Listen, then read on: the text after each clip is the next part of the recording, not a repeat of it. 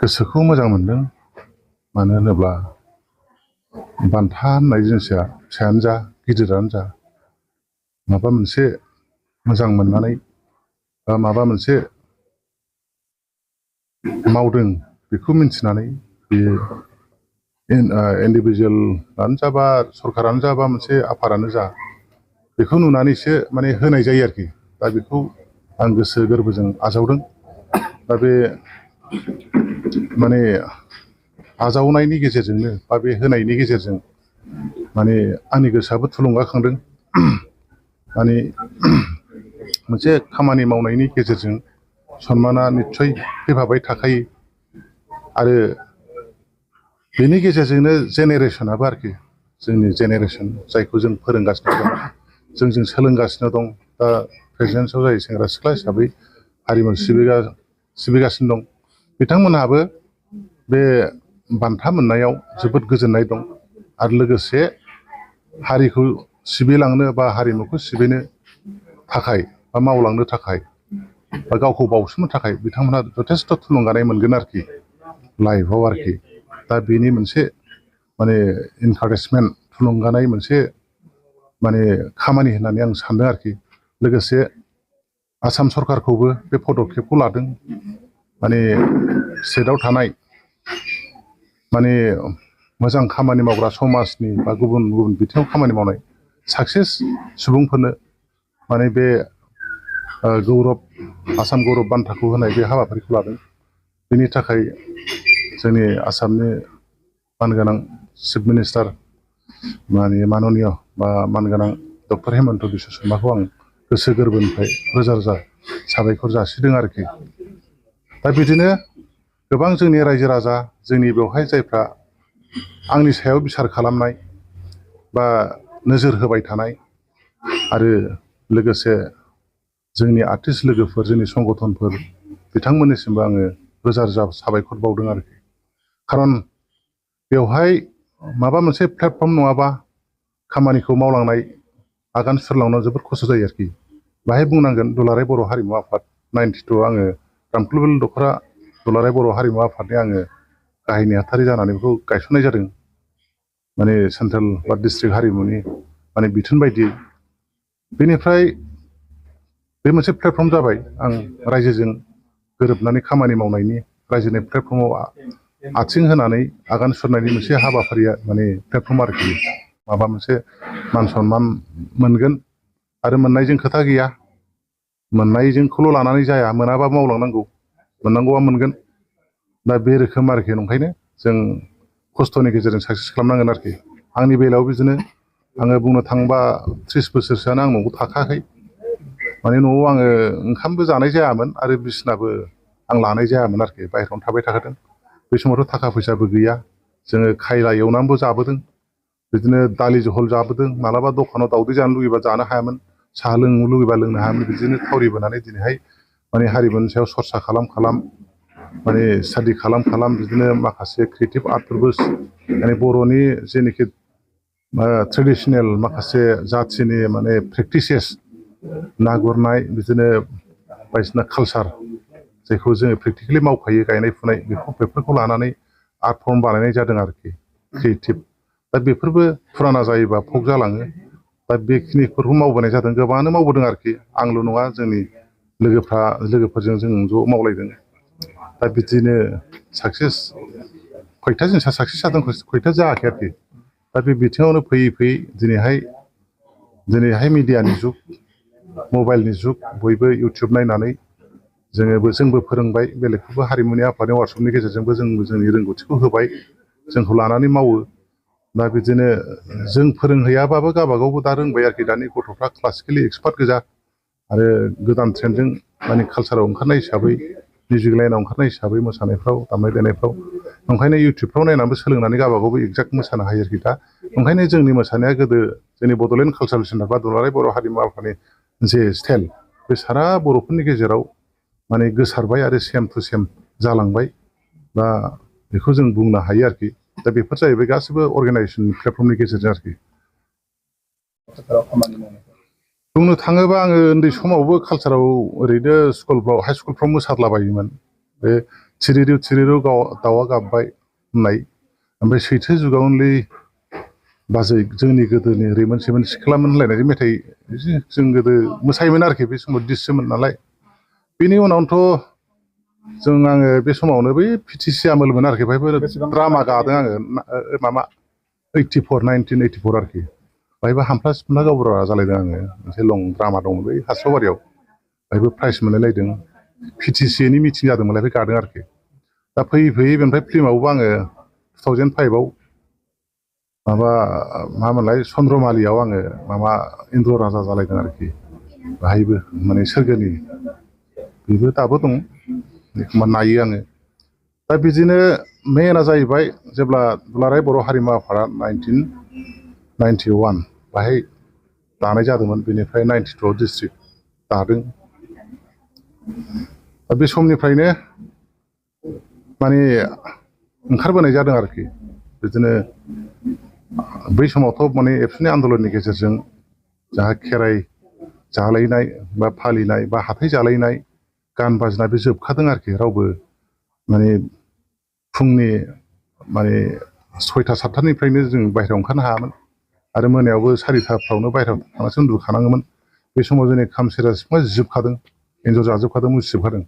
दा बेवहाय जोंहा कालसारखौ बोखांनो थाखाय माने दामग्रा देग्रा गैया जादोंमोन आरोखि बे समावनो बे धनन्जय बरगयारि होननाय दंमोन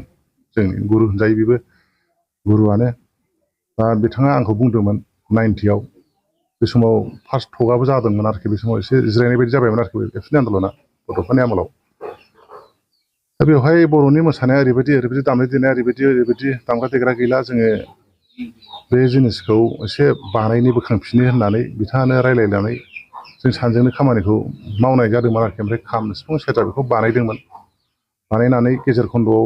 गावजों गाव थांलायनो हायै फैलायनो हायैयाव एसे 10 बोसोरसो गेप जाना थादों बेनि उनाव आरो मावफिनबाय दा मावनायनि गेजेरजों दा नैबेहाय आंनि न'आव आङो बड' मिउजिकेल इन्सट्रुमेन्ट प्रडाक्सन ससाइटि बेखौबो बानायदों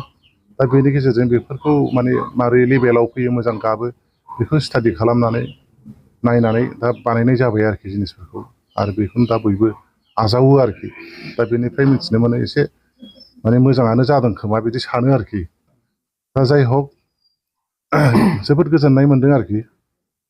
बिदिनो मदद होलांबाय थाथों बयबो आरो जेनेरेसनखौ हंखा सुंनाय बा सुंथालायनायनि गेजेरजों माने आंनि गोसोआ रासिन थुलुंगाखांसिनदों बेनिफ्राय बे फोरोंनाय लालायनाय होलायनाय बे प्लेटफर्माव थालायनानै दिनैहाय बे पर्यायाव फैदों जानो हागौ आरोखि ओंखायनो साफ्रोमबो जोंनि आर्टिस्टफोर संगठननि दैदेनगिरिफोर आरो संगठनफोर आं बिथांमोनखौ गोसो गोरबोजों आं साबायखर बावो आरोखि जाहाथे बेनि गेजेरजोंनो जोंनि इयुन जोलैया माने हारिमुखौ लाखिलांबाय थायो बा गुबुन बिथिङाव खामानि मावो आरोखि आरो बेखौल' आं सानाखै जोंनि बे बा नैबे माने आसाम गभर्नमेन्टनि पदक्षेपजों बे गौरब एवार्डजों आसाम गौरब एवार्डजों जोंनि बर'ल' नङा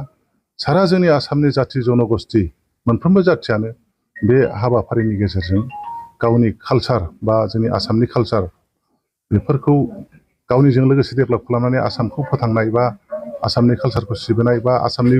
बिभिन्न बिथिङाव खामानि मावनाय फोजौनाय बे खामानिखौ मावनायाव थुलुंगाखांगोन बेखौ आं आसा खालामदों आरोखि आरो बेनि थाखायनो बिथांमोननिसिम आं साबायखर बावो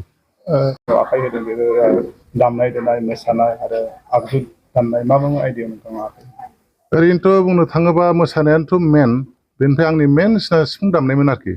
आं गोदो न'नि मोसौखौ लावखारफोरजों गुमफायोमोन बेहाय आङो सिफुंखौ रोंदों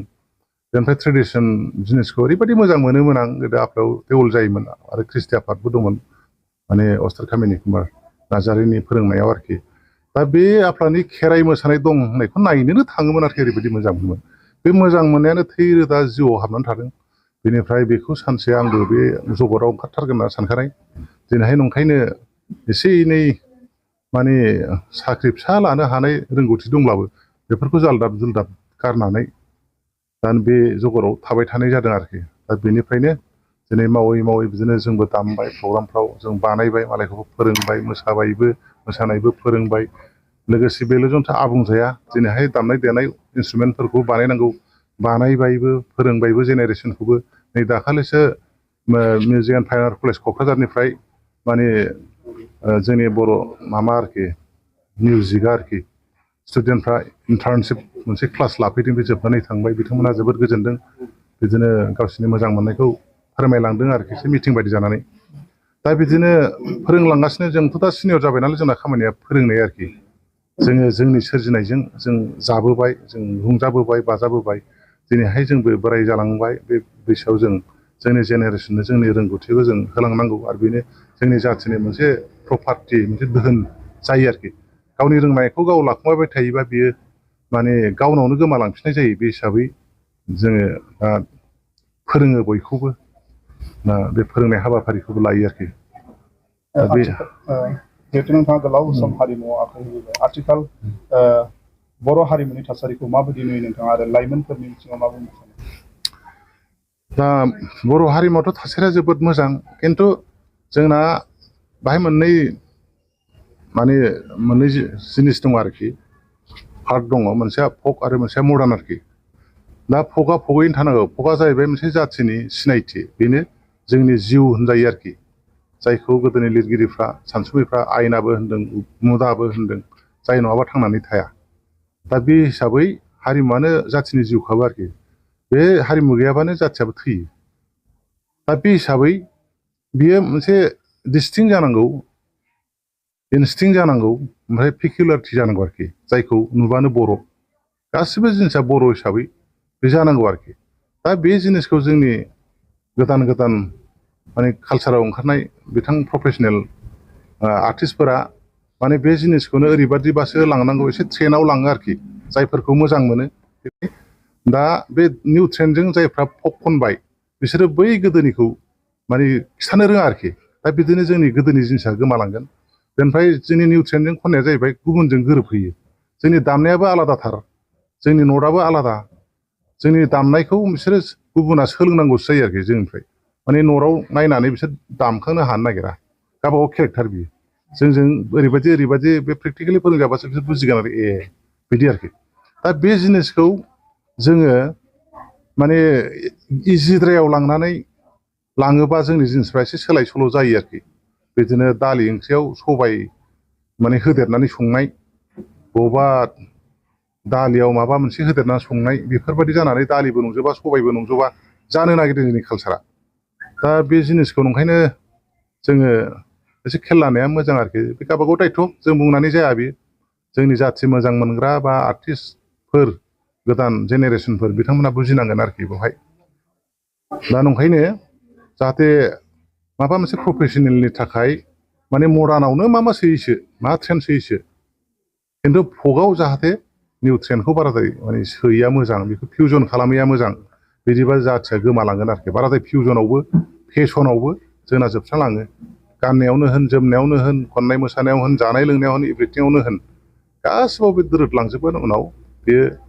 बर'फोरनाबो उमुक जाथिनि बायदि बर'फोरनाबो ओरैनि बायदि होनजानाय जाहैगोन आरोखि उनावहाय जेनेरेसना गेप्स जानानै जनानै उनाव फुराना जिनिसखौ मिथिनो रोङै खिथानो रोङै जाहैगोन आरोखि अब्ला जोंनि जाथिया मालाय जाथिनिफ्राय लाबोनाय कालसारा हावलादसो बिसिना सिमिलारिटि दं होनजागोन आरोखि मानो होनोबा गुबुन जाथिना मालाय हिस्ट्रि दं गासिबो जिनिसा जोंनाबो हिस्ट्रि दं जोंना हिस्ट्रि गोनांखौनो दोरोद होयोब्ला बेहाय जोंहा बिपद दं आरोखि कालसार ओंखायनो खावलायदों जाहाथे माने प्रफेसनेलनि थाखाय बिजनेसनि थाखाय मडार्नजों मा गेलेयै फकखौ बाराद्राय फिउजन बा ट्रेन्डआव फेसनाव जाहाथे लाङा बेखौ खावलायदों आरोखि आं